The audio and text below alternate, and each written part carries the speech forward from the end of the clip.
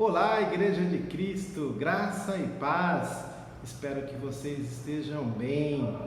Estamos já na reta final do nosso curso, do nosso estudo do Evangelho de João.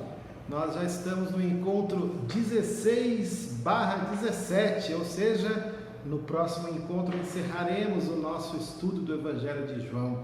Tivemos até aqui a oportunidade de passar por todos os capítulos e nós estamos já no capítulo 18 e 19. Hoje nós vamos entrar no tempo em que Jesus foi preso, foi julgado, foi condenado, morto e sepultado. Isso que nós vamos abordar no encontro de hoje nos capítulos 18 e 19 no Evangelho de João. Nós vamos estudar 2 capítulos de uma vez. E no próximo encontro encerraremos o nosso estudo estudando os capítulos 20 e 21 que encerram o livro. Então, eu espero que você tenha nos acompanhado até aqui. Se perdeu algum encontro que já ficou para trás, aí no canal, vai lá na descrição do vídeo, tem o número do encontro, tem o capítulo que nós estudamos, fica fácil para você localizar. Sempre como eu falo, é importante que você tenha lido o texto bíblico antes. Se não leu, não tem problema, não afeta o seu acompanhamento.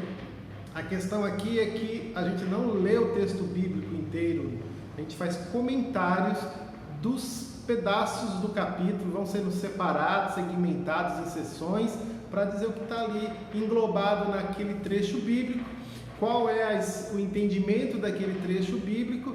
E aí o legal é você depois pegar a Bíblia, ler novamente o texto e ouvir o vídeo pausando para que você entenda a mensagem que está na palavra de Deus. Nós estamos então aqui, para quem está chegando agora, assistindo esse vídeo aqui, o único vídeo do nosso estudo. Nós estamos estudando o Evangelho de João. Já estamos nos capítulos 18 e 19 e nós vamos encerrar esse estudo no próximo domingo. Dá tempo para você, acompanhar hoje o próximo encontro, no próximo domingo, de maneira que depois você volta e vai pegando os outros capítulos se você tiver este interesse. É sempre muito bom conhecer a palavra de Deus. Então hoje nós vamos estudar essa lição. Ela vai nos trazer algum conhecimento voltado ao que nós vamos reconhecer a cruz de Cristo como ponto central do cristianismo. Este é o alvo da nossa lição de hoje. E o versículo que guia, que tem como fundamento tudo que nós vamos falar, se encontra no capítulo 19 do Evangelho de João, nos versículos 35 a 37, que assim diz: aquele que viu isso dá testemunho, e o testemunho dele é verdadeiro, e ele sabe que diz a verdade, para que também vocês creiam. E isso aconteceu para se cumprir a Escritura: nenhum dos seus ossos será quebrado. E outra vez diz a Escritura: olharão para aquele a quem traspassaram. Nós vamos conversar mais sobre isso ao longo do nosso estudo. Aqueles 3 grandes objetivos que eu costumo falar no início do nosso encontro. Nós sempre temos aí 3 grandes objetivos com o conteúdo trabalhado. Um deles traz conhecimento para você, é para você saber algo. O segundo objetivo é que você sinta algo com esse conhecimento. E o terceiro grande objetivo quer que você reaja, que você faça alguma coisa com esse conhecimento, que você haja. Então, para conhecimento, aprender, saber, nós queremos que ao final desse encontro você tenha condições de identificar o amor e a misericórdia de Deus na cruz. E o que esperamos que você sinta? Que você venha apreciar a providência de Deus em relação à salvação do ser humano. E qual a ação que espera de você? O que você deve fazer, agir? Buscar conhecer ainda mais a obra de Cristo, em resposta ao cuidado de Deus por nós. É como se aqui fosse apenas uma degustação. Você depois precisa buscar mais conhecimento sobre a obra de Cristo. O cálice e a crucificação de Jesus representam um misto de dor e sofrimento, com a graça e a misericórdia divinas. Ao mesmo tempo que Jesus sofreu e morreu por obediência ao Pai, ele também demonstrou amor e graça para com a humanidade. Nós vamos agora entrar no texto bíblico. Nós vamos do capítulo 18, versículo 1 até o versículo 16 do capítulo 19, ou seja, nós vamos passar pelo capítulo 1 todinho, pelo capítulo 18 em todinho, e vamos adentrar no capítulo 19 e vamos até o versículo 16, com o tópico que nós vamos explorar agora no começo, que nós vamos falar que isto é o cálice de Cristo. Qual foi esse cálice que Cristo bebeu? E então, só repetindo, nós vamos do versículo 1 do capítulo 18 até o versículo 16 do capítulo 19. Fique atento, a leitura é longa, mas nós não vamos entrar no texto aqui, como eu já expliquei no começo do vídeo. Vamos ver o que temos aí neste trecho bíblico, neste grande trecho bíblico. Nos versículos 1 a 14 do capítulo 18 do Evangelho de João, nós vamos ver a prisão de Cristo. A narrativa da prisão de Jesus oferece princípios de voluntariedade, proteção e submissão à vontade de Deus. O gesto de voluntariedade, que seria aí o primeiro princípio, pode ser percebido por 3 fatores. Vamos ver quais seriam esses 3 fatores. O gesto de Jesus, de se entregar. Sempre a gente fala que Jesus se entregou. Jesus foi para um lugar óbvio, lugar onde ele costumava ir com os seus discípulos. Costumeiramente, ele levava seus discípulos para aquele jardim, que no texto bíblico vai chamar de Getsêmani, esse jardim, que é um lugar que Jesus tinha o costume de orar. Por que ele foi para um lugar previsível? Judas ia traí-lo. Judas já tinha falado para ele lá na ceia: vai fazer o que você tem que fazer, Judas. E ele foi para trair o mestre. Jesus já esperava que alguém viria ao seu encontro para lhe prender, para que passasse por tudo isso que nós estamos chamando de cálice de Cristo. Então, Jesus não fugiu, ele sabia. Será que se eu ou você soubéssemos que íamos ser pegos numa situação como essa de Jesus, a gente ia para um lugar previsível para sermos encontrados? Ou será que fugiríamos e nos esconderíamos? Veja só, Jesus se entregou voluntariamente. Ele foi para um lugar óbvio, onde ele poderia ser encontrado. Então, por isso que esse primeiro princípio na prisão de Jesus, nós estamos chamando aqui de princípio da voluntariedade. O segundo princípio, no momento da prisão de Jesus, que nós vamos abordar, é o da proteção. Jesus não organizou uma resistência armada. Não havia ali soldados a seu serviço. Ele foi vulnerável, então ele não se precaveu para não ser preso.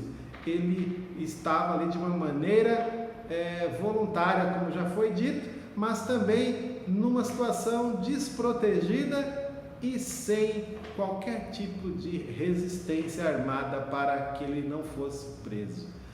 E ele foi ao encontro dos seus algozes voluntariamente.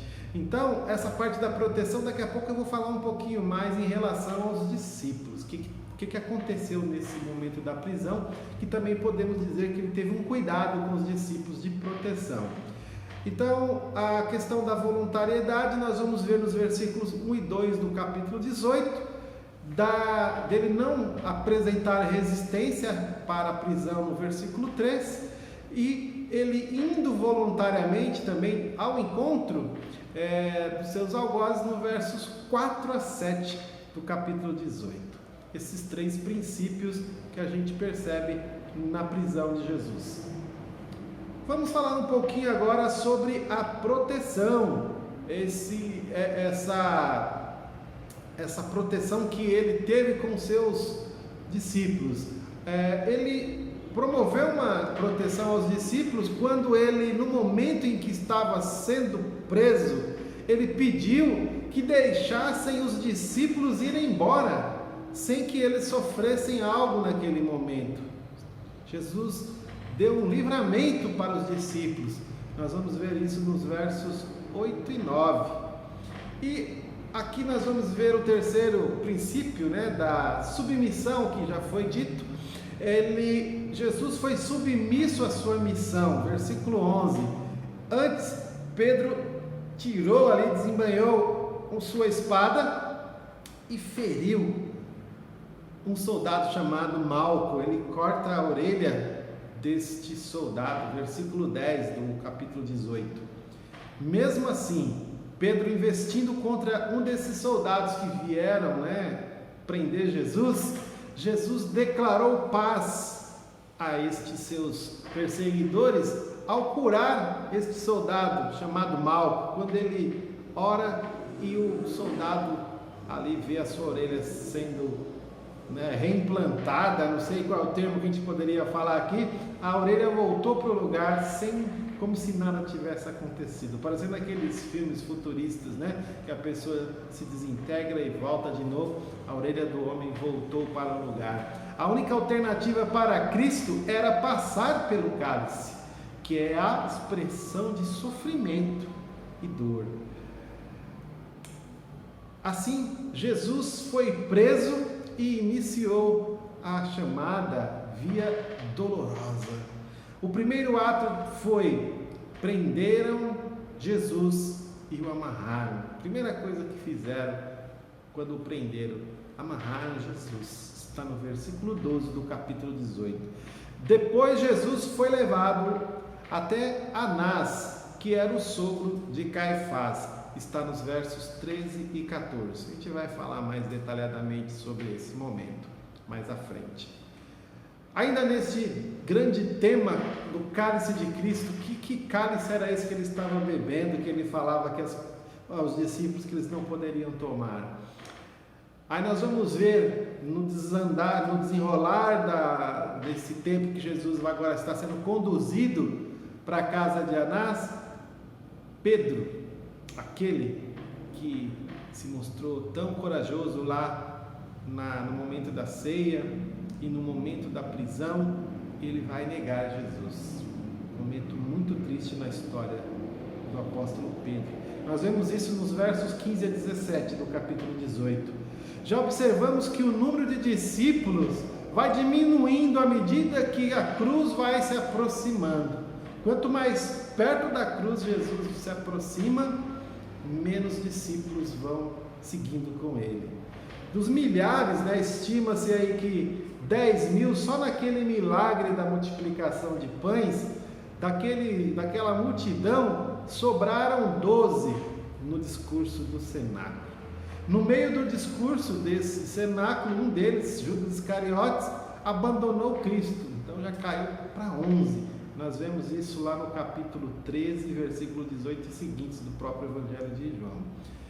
E agora, após a prisão de Jesus, somente 2 ficaram em cena. Pedro, que é o trecho que nós estamos falando agora, e o outro discípulo que possivelmente acredita ser João, o autor do Evangelho de João. Então, nós vamos vendo aqui que Jesus está cada vez mais se aproximando da cruz de forma solitária para cumprir a sua missão, para que ninguém também pudesse dizer que o ajudou, fez algo por ele. No caso específico de Pedro, podemos notar 3 coisas. Primeira, ele afirmou disposição para morrer por Jesus. Nós vemos isso no versículo 37 do capítulo 13 do Evangelho de João. A segunda coisa, Pedro lançou-se à batalha quando Jesus foi preso. Nós falamos agora aí no versículo 10 do capítulo 18, quando Pedro passou uma espada, deu uma espadada, deu um corte na orelha do soldado de nome Malco. E a terceira coisa que nós vemos em relação a Pedro foi um dos que se dispôs a acompanhar Jesus em sua prisão. Quando Jesus conseguiu ali dispensar os discípulos de alguma ação daqueles que vieram lhe prender, nós vemos aqui que Pedro vai seguindo esse momento. Não sabemos aí se perto, se a distância, certamente um pouco a distância, e ele vai vendo, o que vai acontecer com o seu mestre. Entretanto, no momento mais tenso da vida de Jesus ali sofrendo algum tipo de violência física, desprezo, acusações, Pedro se esquivou dessa relação com o Senhor. Nós vemos isso nos versos 17 e 18, e isso foi algo muito triste. Pedro ficou muito triste com esse seu gesto. Pedro vai negar Jesus por 3 vezes, como o próprio Jesus já havia pré-anunciado. E ali nós vamos ver que mais à frente, quando nós estivermos avançando, nós vamos saber como é que ficou essa situação de Pedro. Ficou por isso mesmo? Houve algum tipo de retratação da parte de Pedro? Jesus se importou com Pedro, fez alguma coisa que ajudasse a Pedro a sair dessa situação de culpa que certamente pesou nos seus ombros, na sua consciência. Mas por enquanto basta o que nós já falamos até aqui. Agora, dos versos 28 a 38 do capítulo 18, nós vamos ver um relato sobre o julgamento de Jesus. E a partir do verso 28, o início desse julgamento. O julgamento de Jesus ocorreu num contexto de diálogo entre lideranças. Após passar pela casa de Anás, nós vimos isso no versículo 13, Jesus foi levado à casa de Caifás, o sumo sacerdote. Veja isso depois no versículo 24. O que ocorreu na casa de Caifás não sabemos. De lá, Jesus foi levado até o pretório. Veja isso no versículo 28. O que é esse pretório? Era a residência oficial do governador romano. Note que, por ser um dia sagrado, os judeus evitaram entrar no pretório, que seria aí, no caso, uma casa de um gentil. Leia o texto que você vai ver isso lá com um pouquinho mais de informação. Você vê o cuidado com os ritos, os cuidados de cumprir a lei e o que fazia com que esses homens religiosos praticassem.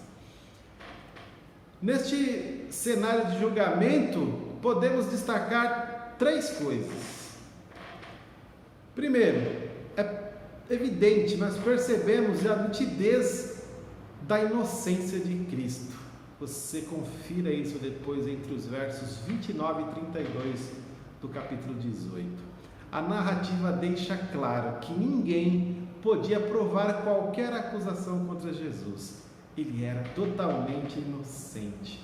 E era importante que assim fosse, para que, representando aí a figura do Cordeiro, sem mácula, sem mancha, Jesus não poderia estar sendo acusado de alguma coisa e isso ser procedente. Então Jesus, de fato, ficou constatado na narrativa bíblica a sua pureza, a sua inocência.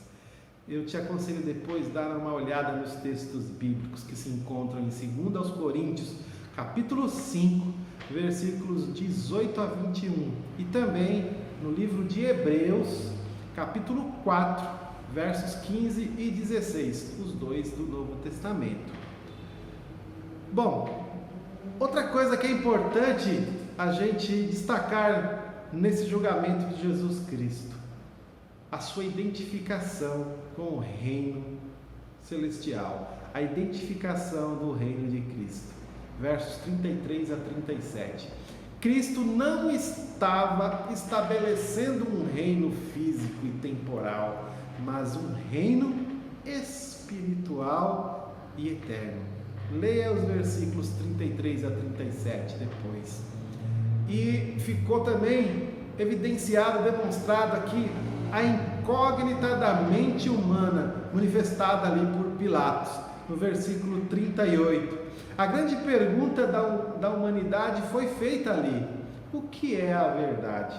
Quando você lê aí a história, tanto da teologia, da filosofia, nós sempre vemos o ser humano se debatendo a respeito da verdade. Alguns vão falar que ela pode ser absoluta, outros que ela é relativa, outros que nem que existe verdade, não sabemos o que é verdade, mas Jesus já tinha dito aqui nós temos o registro no Evangelho de João, capítulo 14, verso 6, que Jesus vai dizer que eu sou a verdade. A verdade não é um conceito, uma definição, a verdade é uma pessoa e a verdade é Jesus. Ele disse isso, eu creio nisso e eu espero que você também creia. Se você não crê ainda, fica aqui o convite para você saber um pouco mais, se inteirar mais a respeito de Jesus para entender por que ele é a verdade.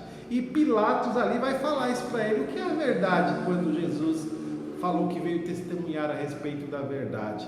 Jesus já havia se identificado como uma encarnação da verdade, como eu disse agora há pouco. Porém, na mente contaminada do perdido, nesse caso aqui representado por Pilatos, a verdade é algo que cada um define para si. Bom, ainda desenvolvendo, esta primeira parte do nosso estudo, que estamos dizendo que Jesus está bebendo o seu cálice, e é o cálice de Cristo.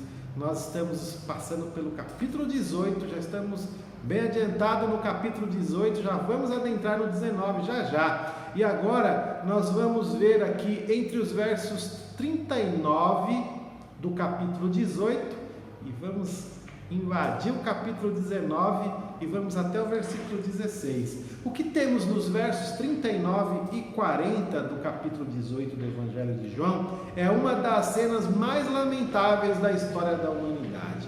Quando Pilatos possibilitou a soltura de Jesus, a resposta foi a mais indignante possível. Preferiram soltar o bandido Barrabás ao inocente Jesus Cristo. Na sequência, vemos que Pilatos não queria crucificar Jesus. Dá uma olhadinha no capítulo 19, versículo 12. Embora esse fosse o clamor ardente da plateia, Jesus já havia sido amarrado, também já tinha sido espancado, recebido uma coroa de espinhos, como tentativas de amenizar o furor do público religioso. Entretanto, o único clamor que se ouvia era: crucifique-o, crucifique-o. Capítulo 19, versículo 6. A verdade é que Pilatos acreditava que tinha o governo em suas mãos. Ele não sabia que estava sendo governado por aquele que seria condenado à morte. Depois você dá uma olhadinha no capítulo 19, dos versículos 8 a 10 e também dos versículos 13 a 15 do capítulo 19. O fato é que todas as tentativas de Pilatos foram vãs. Pilatos não viu outra alternativa a não ser permitir a condenação de um inocente em razão da paz pública. Ele quis apaziguar aquele furor da população judia. Veja isso depois no capítulo 19, versículo 16. A via dolorosa de Jesus continuou. O destino de Jesus Cristo foi a cruz. A morte foi necessária para que houvesse vida. E agora nós vamos entrar numa segunda grande parte do nosso estudo, que já é a própria crucificação de Cristo. Nós vamos ver aí entre os versículos 17 e 42 do capítulo 19. Já saímos do 18, já entramos no capítulo 19, agora nós vamos falar sobre a própria crucificação de Jesus Cristo. Jesus foi preso no jardim, Jesus foi levado para passar por um julgamento pelas autoridades religiosas. Como eles não tinham competência para decretar uma prisão ou uma pena de morte para Jesus, levaram para as autoridades constituídas ali, no caso o governador Pilatos. Nós vamos ver Jesus sendo condenado e ele vai para a via dolorosa, levando a sua cruz e vai ser agora crucificado, vai morrer e vai ser sepultado. É disso que nós vamos abordar agora. Importante dizer que tudo isso praticamente aconteceu num período noturno, porque Jesus foi preso no início da noite, né, que antecedia o dia da sua crucificação, e ele passou esse tempo, amanheceu, e isso tudo foi acontecendo na parte da manhã, e tudo, né, isso aí fica para um outro momento, um comentário, né, que abre um parênteses aqui, o que demonstra a ilegalidade desse processo que Jesus passou, horário noturno, de madrugada, passando por um processo como esse. Bom, a crucificação e a morte de Jesus nós vamos ver entre os versos 17 e 22 do capítulo 19 e também os versículos 25 a 30, tudo aí dentro do capítulo 19. A crucificação de Jesus é a perfeita exemplificação do amor e da graça de Deus. O mesmo evento tanto demonstrou o maior gesto de justiça, um ato divino, quanto revelou o maior ato de injustiça, foi o ato humano. Jesus era inocente das acusações contra ele, mas em obediência ao Pai, Jesus admitiu para si o preço da nossa condenação. Jesus não reivindicou a sua inocência.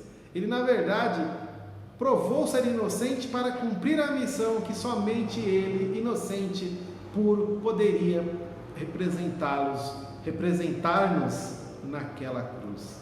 Alguns fatos que mostram a injustiça daquele ato, mas que revelam o maior ato de justiça, são esses aqui que eu vou mencionar agora. Primeiro, Cristo carregou a própria cruz, versículo 17 do capítulo 19. Quanta injustiça! Nós depois vemos no relato que o momento que Jesus já não suportava mais o peso da cruz, e ali os soldados colocaram outro homem para carregar a cruz para ele.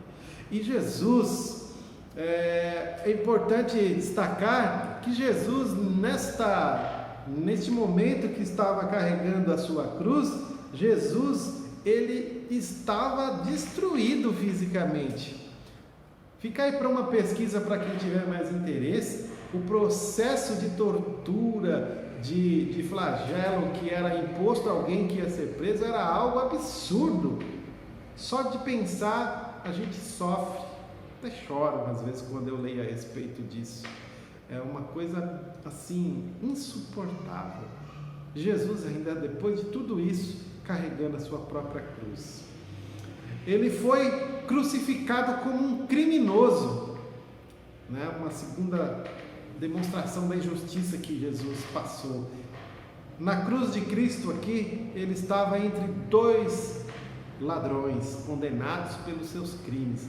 E aí cabe vários sermões, já ouvimos, conhecemos, não sei se você já ouviu, dessa atitude dos dois ladrões, um à sua esquerda e um à sua direita, um acusa Jesus e o outro se arrepende, e um é salvo, um certamente se perdeu porque não se arrependeu.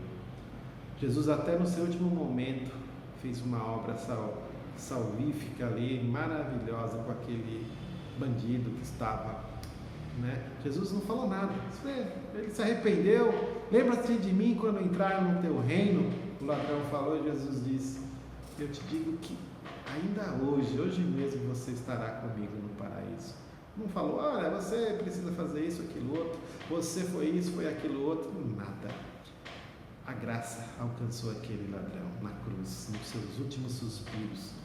E por fim, isso nós vemos no versículo 18, que ele foi preso entre os criminosos. E a terceira demonstração, evidência de que Jesus sofreu essa injustiça dos homens, é que ele teve o seu reino negado pelos judeus. Depois olhe lá dos versículos 19 a 22, a repulsa, a rejeição do reino de Jesus por aqueles homens, líderes religiosos.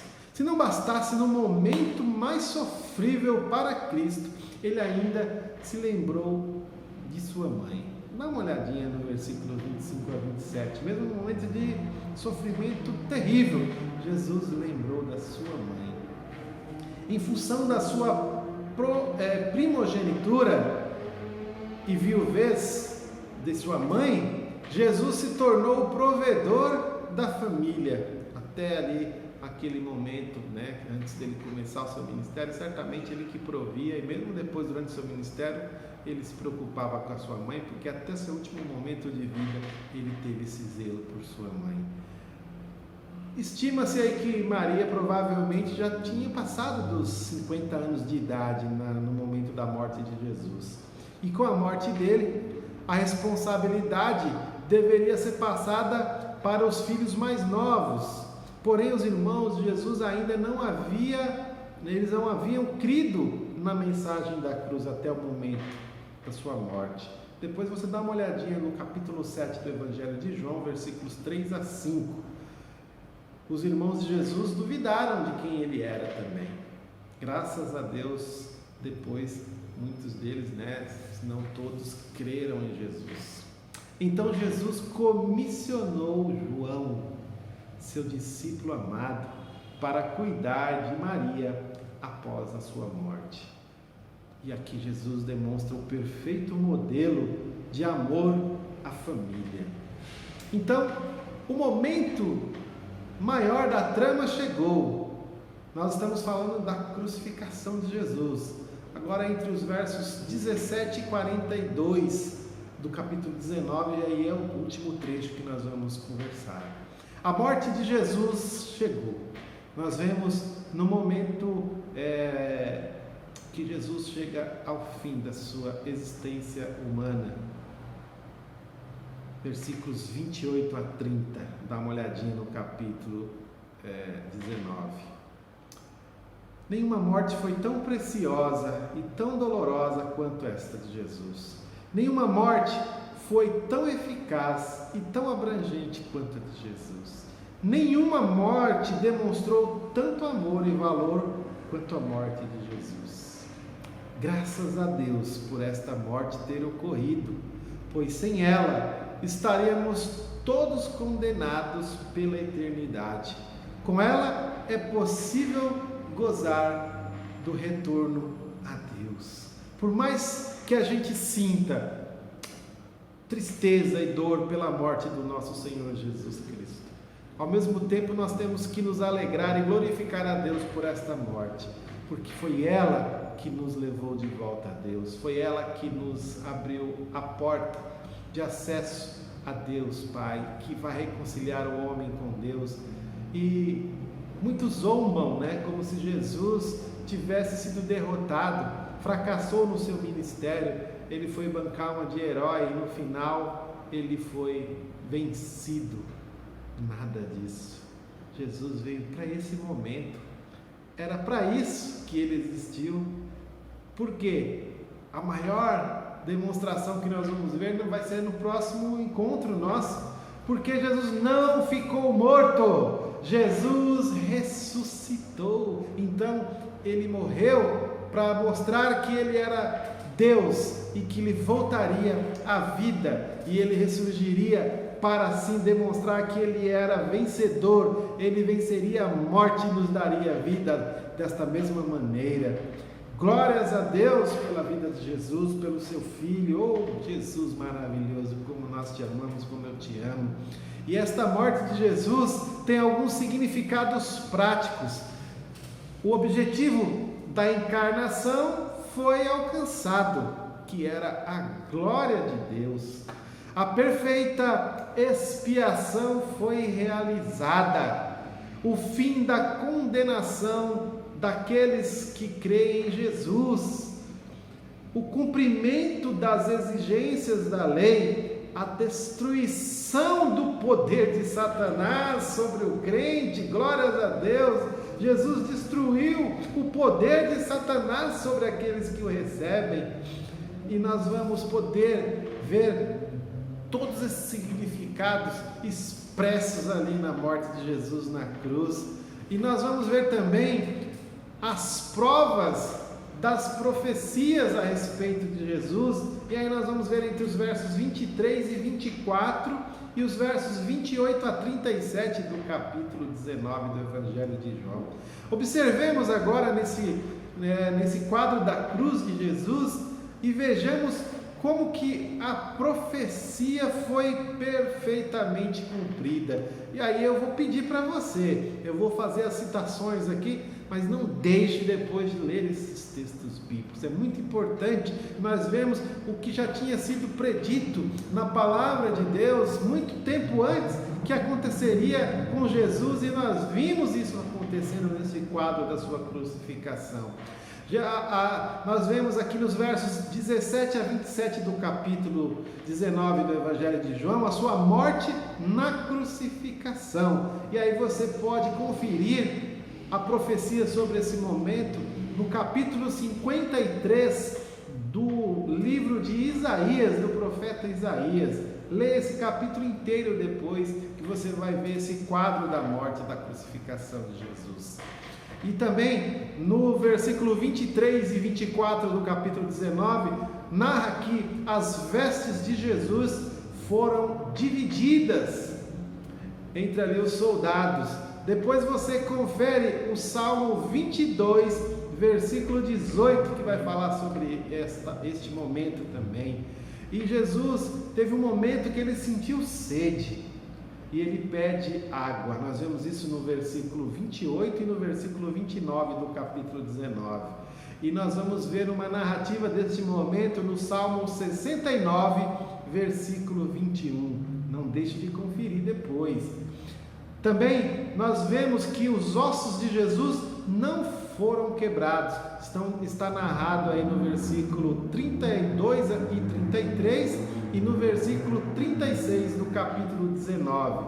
Esta prática de quebrar os ossos dos joelhos das pessoas que tinham sido crucificadas era uma maneira de acelerar a morte do condenado. E nós vemos em Êxodo 12, capítulo 46, que o cordeiro que era sacrificado para um oferecimento ali na Páscoa, ele não podia ter os seus ossos quebrados. Veja isso lá em Êxodo 12, 46. Isso também em Números 9, 12. E no Salmo 34, no versículo 20, tem uma profecia de que os ossos de Jesus não seriam quebrados. Lógico que ali não fala de Jesus, fala do Messias. Jesus é o Messias, então é de Jesus. Jesus seria traspassado, uma lança que foi passada ali do seu lado. Isso está narrado no versículo 37. Você depois confira Zacarias 12, versículo 10. Zacarias está lá no Antigo Testamento. E ainda no Novo Testamento, no livro de Apocalipse, capítulo 1, versículo 7, que Jesus foi traspassado. E por fim, até onde Jesus seria sepultado, já estava profetizado. Nós vemos essa narrativa do sepultamento de Jesus melhor informada no Evangelho de Mateus, no capítulo 27, versos 59 e 60. E aí você depois dá uma conferida, cruza essa informação com o que está escrito em Isaías 53, versículo 9. Olha que maravilha a palavra de Deus. E agora nós vamos falar sobre o sepultamento. Como eu disse, nós estamos no segundo grande bloco, que é a crucificação de Cristo. O primeiro bloco foi o cálice de Cristo, né? Que foi aquele momento de sofrimento antes dele chegar até a cruz. E nós estamos agora nesse segundo grande bloco, que é a crucificação propriamente dita de Cristo. E já passamos pela crucificação, Jesus sofreu ali, teve aqueles dois ladrões do seu lado, ele fala para João cuidar da sua mãe, Maria, e agora nós vamos ver a crucificação de Jesus, chegando ao seu ápice, a morte e também ao sepultamento do seu corpo, que está ali entre os versículos 38 e 42 do capítulo 19 do Evangelho de João. Já estamos finalizando o texto do capítulo 19. E no sepultamento, né, esta passagem descreve o funeral mais importante realizado em toda a história. Todos os evangelistas se ocuparam em registrar este fato singular à humanidade. Alguns personagens estão envolvidos na narrativa do sepultamento de Jesus. Um deles, que tem um papel importante, é José de Arimateia, um homem que é dito aqui como um discípulo de secreto, né? Porque ele foi pedir para Pilatos autorização para sepultar o corpo de Jesus. Não existe nenhum outro registro no Novo Testamento, fora o da ocasião do sepultamento, a respeito de José de Arimateia. O fato é que esse homem surgiu para honrar Jesus, enquanto os apóstolos fugiram, embora o fizessem em segredo, com medo dos religiosos. José de Arimateia foi um homem ousado, que foi até Pilatos pedir o corpo de Jesus e o sepultou. Um outro homem que ajudou José de Arimateia nesse processo foi Nicodemos, que também era um discípulo discreto. José de Arimateia, como dito, foi um discípulo secreto. Por conta da sua grande importância e influência, ele optou em seguir a Jesus de uma forma secreta. E num momento tão importante, ele vem e faz esse ato tão generoso de oferecer, né, um jazigo para Jesus, um local para Jesus ser sepultado. E Nicodemos já é um discípulo discreto. Ele era um fariseu e um dos principais dos judeus. Veja isso depois lá no próprio Evangelho de João, no capítulo 3, dos versos 1 em diante. No capítulo 3 de João, descreve o interesse desse homem pelo ensino de Cristo. Nicodemos apresentava lampejos de fé, ainda que sempre discretamente. E aí aparecem algumas Marias, discípulas declaradas de Cristo. O Novo Testamento faz referências a pelo menos 6 Marias em toda a narrativa que envolve aí a vida do nosso Senhor Jesus. Neste caso, o evangelista Marcos deixa claro que se tratava de Maria Madalena e Maria, mãe de José. Seriam essas duas Marias aí que ajudaram nesse momento do sepultamento de Jesus Cristo. Depois você confira lá em Marcos capítulo 15, versículo 47. Essas pessoas foram as responsáveis por cuidar do corpo de Jesus e de sepultá-lo. Bom, vamos concluir o nosso estudo hoje. Nós estudamos os capítulos 18 e 19 do Evangelho de João, e nós aprendemos que o sofrimento e a cruz de Cristo foram necessários para que o amor e a graça de Deus fossem plenamente demonstrados e executados em favor dos homens. O cálice e a crucificação preanunciam a ressurreição, objeto a ser examinado no nosso próximo estudo. Eu até me emociono quando eu estudo, leio a respeito da crucificação de Jesus. Eu te desafio, incentivo a buscar mais conhecimento a respeito desse momento, porque senão você não entende o quanto que o Senhor Jesus sofreu por nós. Mas também a glória que veio após esse momento tão trágico que foi a sua ressurreição e a sua glória. E isso nós vamos falar um pouco mais no próximo encontro. A você que já conhece o Senhor Jesus, firme a sua fé no Senhor Jesus, não o deixe, porque o preço pago por Jesus pela sua vida foi incalculável. A você que ainda tem dúvidas, que não tem ainda o Senhor Jesus como Senhor da sua vida, que ainda não entregou a sua vida a Ele, fica aí o convite para você querer saber mais, para você buscar mais e para você também se entregar a Jesus, porque o preço que Ele pagou por você foi tão grande, foi tão doloroso, tão precioso, que se eu fosse você, se jogava nos braços dele agora. Eu já fiz isso. Eu tenho o Senhor Jesus como o Senhor da minha vida, e o que eu mais almejo é que você também o tenha. Estamos encerrando hoje o nosso encontro 16/17, e eu te convido para no próximo encontro vir aqui, nos ouvir, para aprender e ver o desfecho deste livro, que certamente será uma grande bênção na sua vida. Eu espero que você tenha sido edificado neste encontro e que esta palavra tenha falado fundo ao seu coração.